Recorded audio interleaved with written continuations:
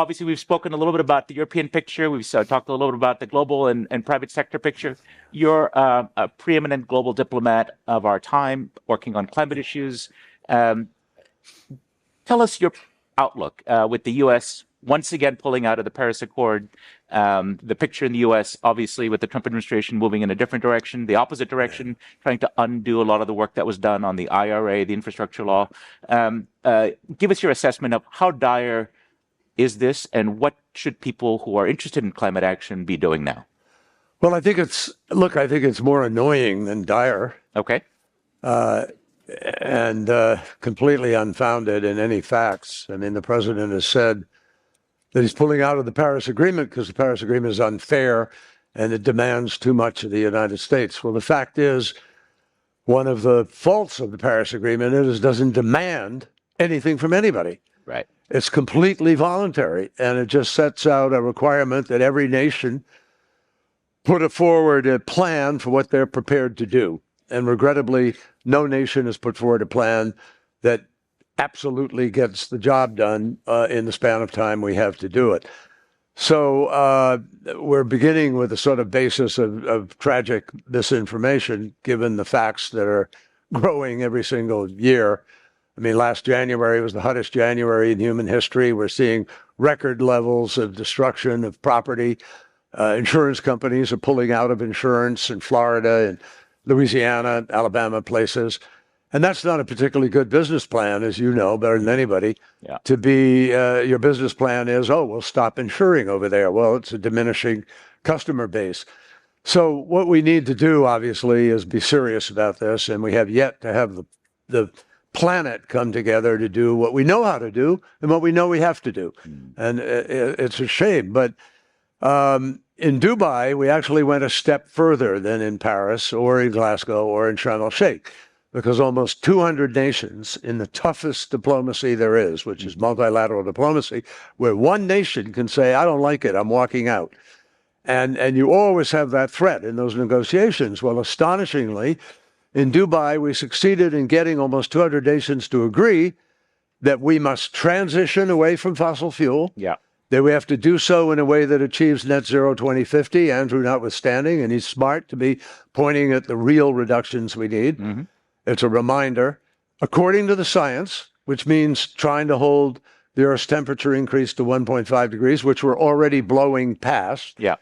And heading towards about 2.5 degrees of warming at this point in time. Will Dubai be seen as the high water mark of global climate diplomacy? Certainly in terms of the goal of attacking the fundamentals of it. I mean, when you get 200 nations agreeing you have to transition away from fossil fuel and accelerate in this decade, that's a critical component of it. Yeah. Now, most countries are not accelerating in this decade. We actually are seeing emissions go up. Yeah. And needless to say, with the president pulling out of the Paris Agreement, we're hardly sort of accelerating the way that we ought to be. But here's the but, and it's really important for everybody. When Trump pulled out in Trump 1.0, 2016, we stood up, a whole group of us, governors and advocates, and announced something called We're Still In. Mm-hmm. So over 1,000 mayors in the United States, the mayor of every single major city, said, we're staying in the Paris Agreement. Mm-hmm. And in addition, 37 governors of the 50 states live under what's called a renewable portfolio law. So those laws require a certain amount of deployment of renewables. Republican and Democrat governor alike heeded the law. They did what they were supposed to do. So even under Donald Trump in 1.0, you had 75% of the new electricity that came online in the United States was renewable. Is it last year, 90%? Secretary, history doesn't repeat, but sometimes it rhymes, right? Is the old saying. There are differences between Trump 2.0 and Trump 1.0, right? Trump didn't expect to win last time. He was surrounded by a group of incompetents and people who were sort of not ready to do their job. This time he's brought in people with half a group that are ready to do their job. well, there's two factions, right? There's the starve the beast faction, and then there's the ideological sort of faction. Yeah. But neither one is overly enthusiastic about. But they're more competent legally. Yeah, but I'll tell you there what- is the concern amongst those who took them on that, in fact, they're moving more aggressively and they might be more successful this time. What is the response from those of you who've led, the movement on climate action, including from the bottom up? What should one prepare for? What should one turn to? Private sector, other countries? Give us a game plan. What do you see? And again, now you're in the private sector, in the financial sector yourself, investment. So give us the way forward. We've talked about the problems. Tell us about the way forward. Well, from an investment point of view, I think it's created an enormous amount of opportunity. I mean, you have the kind of market disruption that you have now. You have opportunities. And Give us an example. What are you thinking about? well, I mean, some renewable energy companies went whole hog on the line. That's great. I'm glad they did. But on the other hand, from an investment point of view, they got too far out over their skis. They have very high valuations. They've got a lot of money that's on the line at that high valuation. They're not exiting from those programs. And so they're going to wind up selling at a loss or base. There's an opportunity now for someone with cash to come in and buy some of those assets at low cost. And those assets are going to go up in value. There's no question about it. Why? Because the energy transition is not dependent on one elected official in one country. All over this planet, CEOs have made fundamental decisions. I mean, do you really think that because Donald Trump was elected president, that the president or CEO of Mercedes or Volkswagen or Porsche or General Motors, Ford, they're suddenly going to say, oh, we got a new president, so let's forget about the billions we spent retooling our factories. We'll go make internal combustion engine cars. That's not going to happen. And it's not going to happen across the board. The marketplace writ large is far more powerful than even one country now. It just is. And it has fundamentally made a commitment to this transition. Now, does that mean we will do the transition at the rate we need to in order to do what the IPCC said we should do, which is avoid the worst consequences of the climate crisis? No, it doesn't mean that. That's up for grabs. Right. We are going to get to a low carbon, no carbon economy. 100%. Bet anything on it. The only issue is when. Will we do it in time to avoid the worst consequences of the climate crisis, which is what we were warned about by the IPCC in 2018 when they came out with that seminal report? It said, you all, meaning you people who make money allocation decisions, you people who are powerful in positions of responsibility publicly, you have 12 years within which to make and deploy the key decisions that will avoid the worst consequences of the crisis. That's what that's what all the COPs are about. Yeah. Paris, Dubai, etc. It's trying to get these 200 nations to come together and do it. The bottom line, though, is, and think about this, don't sit around waiting for governments to make the decisions here. That's not how we win this battle. We win this battle because the private sector is waking up already and will wake up to the fact there are huge profits to be made in this transition. We have to rebuild grids. We see AI coming down the road now. We have to have massive amount of power to drive AI. That's going to happen. Why? Because there's a hell of a lot of money there to be made. That part of the market has already made that decision. So now you're seeing people figure, okay, are we going to drive those big data centers with geothermal? Are we going to drive them with nuclear, small modular reactors? Where's the power going to come from? We do have to electrify. That's what's going to happen. Massive electrification across the planet. The question is, how fast do we get that done? I'm going to ask for the house lights to come up. I want one or two questions from the floor. Make them sharp, make them good people, make us proud. Meanwhile, while you get your thoughts together, I want to ask you about China. I know that it was an important part in the run-up to Paris. Suggesting I don't have my thoughts together? Yeah, for my audience to get their thoughts together. Yeah, your thoughts are always together. If anything, they're too much together. I need to cut you off sometimes. But tell me about China. The relationship between U.S. and China played an important role in the run-up to the Paris deal. You played an important role. China was really critical. Where's China now in this global climate picture? Ahead of everybody. Tell us more. And what happens in a world where U.S. and China have the fracture getting worse as it is? 5 years ago, I went to China in the heart of COVID and landed in midnight with 30 men in moon suits, and we were segregated. We weren't allowed to eat, talk together, a table as far as these folks are from me. It was a bizarre and out-of-body experience, but we got something done. We began a process. Ultimately, China agreed in Dubai that they would list all of their greenhouse gases in their next NDC. Right. China agreed that they would do a methane plan to try to reduce the levels of methane out of China, which are enormous. And China agreed, most importantly, to accelerate in this decade. Well, guess what? When China makes a decision and the government gets behind it and they're whole hog going to do it, they do it. China has now manufactured and deployed more renewable than all of the rest of the world put together. Yeah. And they are moving so rapidly, and they understand the challenge of their coal plants, which they were dependent on for a long period of time. They're still dependent. They're still dependent. But they have to move away from that if they're not capturing the emissions. Yeah. They know that. Yeah. And China, which wants to be more of a world leader and participant, is not going to stay on a track where they're going to wind up killing the world or preventing us with 30% of all emissions. Listen, the Chinese cost reductions in solar and batteries and EVs are extraordinary, but we are in an age where the U.S. particularly is blocking Chinese imports of green energy and green technologies. Europe, to a lesser degree. If we are in this era of green protectionism, what does that mean for what could have otherwise been a great boon to the global effort to fight climate? That is the spread of inexpensive and quite good But still, green the technology is going to get out there.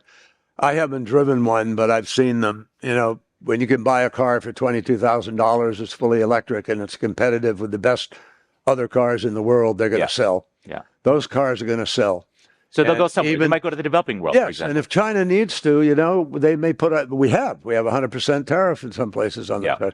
Well, guess what? They'll do 100% subsidy, and they'll still sell those cars. Right. China, if they know one thing, they know how to penetrate a market when they decide to do it. Okay, so that's going to continue. I had promised for a question. Who's got the best question? Hands up. Make your presence known if you really feel like you got a great question. Wave it around. Stand up if you have to. All right, let's see who we should come to. Who's the most enthusiastic? All right, there we go. There's a lady with a certain courage. Let's get the microphone. Ground rule, please. Identify yourself, your affiliation, and make it a really good question. The pressure's on. Morning. My name is Laboni Saha. I run a sustainable luxury brand called El Saha. My question is, I definitely resonate a lot that we don't need to wait around for governments to make decisions for us, and the private sector definitely has a lot of power.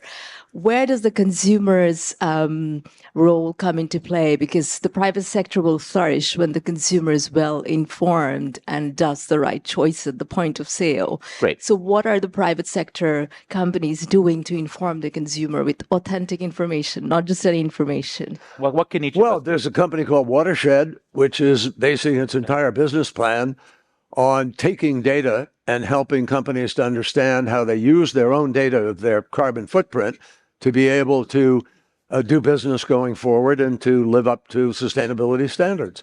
So, you know, when you get into scope 3, you get into some really tough decision making. A lot of people are going to need help to do that. There are other companies that are doing that. I'm really excited. I mean, I'm now in the business of trying to help invest in the companies. Why am I doing that? I'm doing that because after Dubai, I decided, you know, look, we've got the gold standard mission. Transition away from fossil fuel, accelerate in this decade, do it to meet the standard of net zero. We know what we have to do, folks. We're just not doing it. Emissions went up last year. Now you've got drill, baby, drill. By the way, on drill, baby, drill. And, you know, we were in a number of different fora where we've been talking about build, baby, build. I said that in Davos. Mm-hmm. That's the alternative, because what you have to do is build out your grid. You have to build a smart grid. Yeah. There's a company called Weir and another company called Furtive that are both doing really interesting things, building for the future. Superconductor lines that are 5 to 10 times more powerful than current electricity lines. So you can go further, faster, with more energy. That's lowering the cost. That's what technology is doing. Yeah. The modern technology beats old commodities. And the old commodities, if you look at the price of oil, have stayed pretty much the same over the last 100 years. But what's going down are the new technologies, Moore's Law. And you see it in Let me ask you, any just on number this, of different do you technologies see the now. politics of the U.S. in the next few years allowing that kind of build, baby, build? Is that something you see emerging? Okay, very important. As I was saying earlier, 75% of the new electricity in America while Donald Trump was president came from renewables. Yeah. Now it's 90%. That's not going to change. Right. Those utilities know how they can provide an affordable product to So their you customers. see the support happening there. Price point is going to decide what happens here. Yeah. And the fact is that oil and gas is more expensive. And folks, by the way, please, I don't know how many of you are accountants in here or when you interact with accountants, someone has to start doing an honest accounting of the real cost of the fuels we use. Because the real cost of, yeah, please go for it. No, for sure. Absolutely. Get people excited. But the IMF sees But I mean, over $7 trillion in direct and indirect subsidies going to fossil fuels every year. The So you're absolutely subsidies right. are one enormous part of it, but leave the subsidies out. What's the cost of black lung disease? Yeah. What's the cost of 7 million people who die every single year around the planet because of bad air quality that we have now because of coal particulates that are traveling around the planet? John, we What's have the another cost question. of sludge? The lady here. Let's get another question before we have to let you go. Well, just rest assured, we haven't listed all the costs. So No, there's more. Let's get at it. Read The Economist. Yes, go on. Thank you, Secretary Kerry. I'm Ann Simmel from Bain & Company. I'm curious what lessons we can learn so history doesn't rhyme again in 2028, specifically in the U.S. and more generally as this round of ESG backlash plays through. What, in your view, can be done so that we bring the electorate, consumers, and wider society writ large along? Well, that's that's really, I mean, campaigns are difficult things, and I don't want to be sitting up here second guessing everything. But I was not a huge fan of the messaging of this last campaign.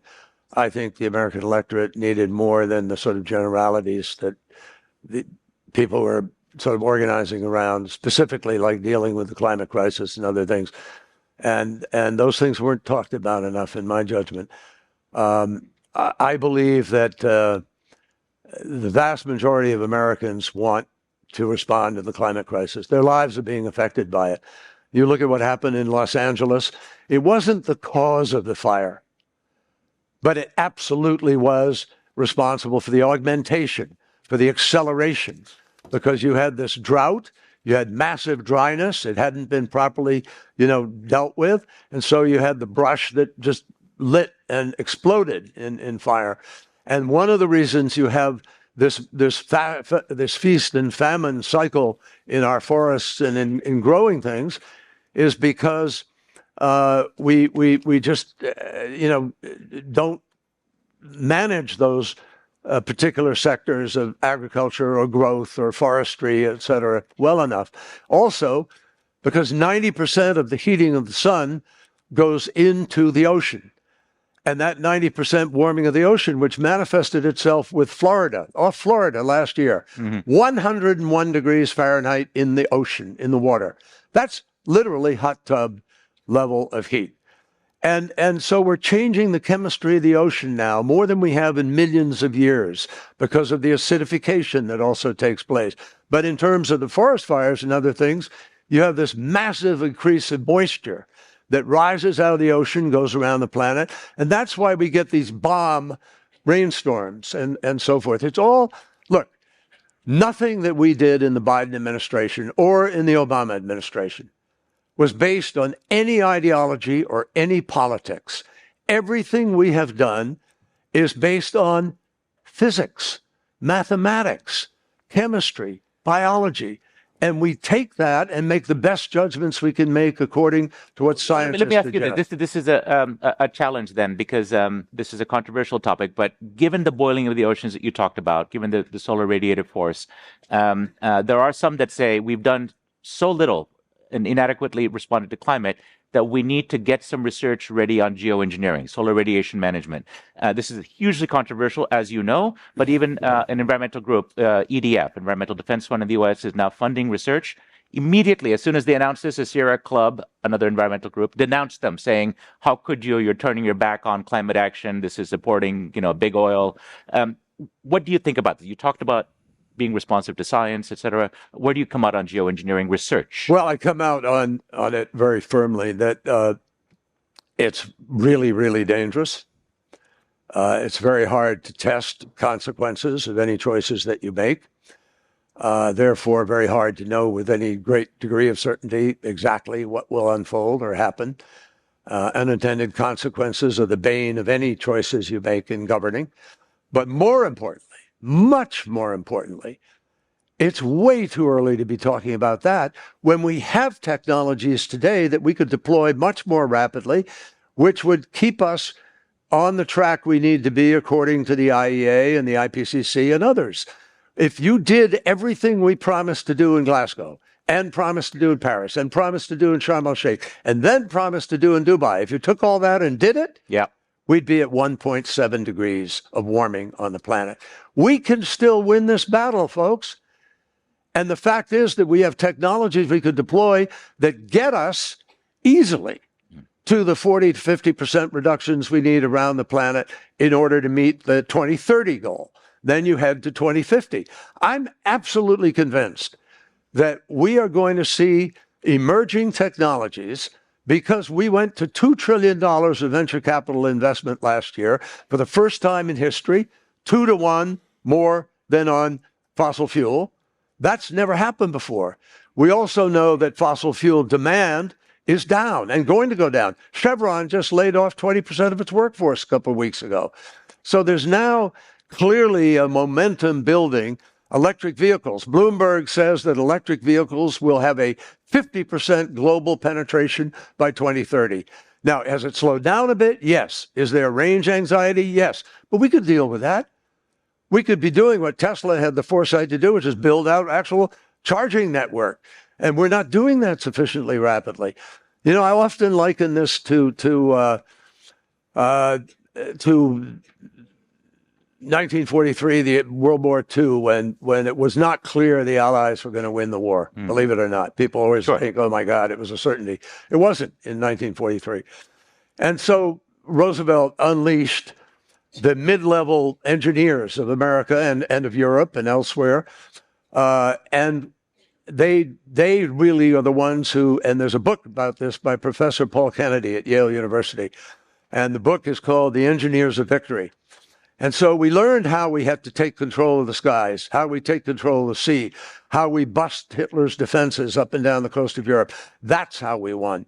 The sort of engineering that was done to put us in a position. So you see it now as an engineer's moment. Let me just finish the thought. Yeah. I do. I think that if you look at the end of the war in 1945, every hour on the hour out of a converted automobile factory in Michigan, we were producing one B-24 bomber every hour on the hour, ready to fly and do its job. Every 2 days, we built 3 Liberty ships to take the materials over to Britain and other parts of the world to be able to press forward. So, in effect, we did what we had to do to win. We're not doing that. This is a winnable challenge today. But we're not organizing ourselves to have a consortia to deploy SMRs, to do what we need to do to have a better supply chain, so that one country hasn't cornered the market on solar panels. That's worth a subsidy. Talk about something that's worth a subsidy. Solving the problem is worth a subsidy, not making the problem worse, which is what we're subsidizing. So you're issuing a call to arms. To the degree that I can do that, and Andrew can do that. Yeah, we're issuing a call to arms. That's a powerful note to end on. Please give a round of applause. Thank you for joining us. Always great to see you. Thank you.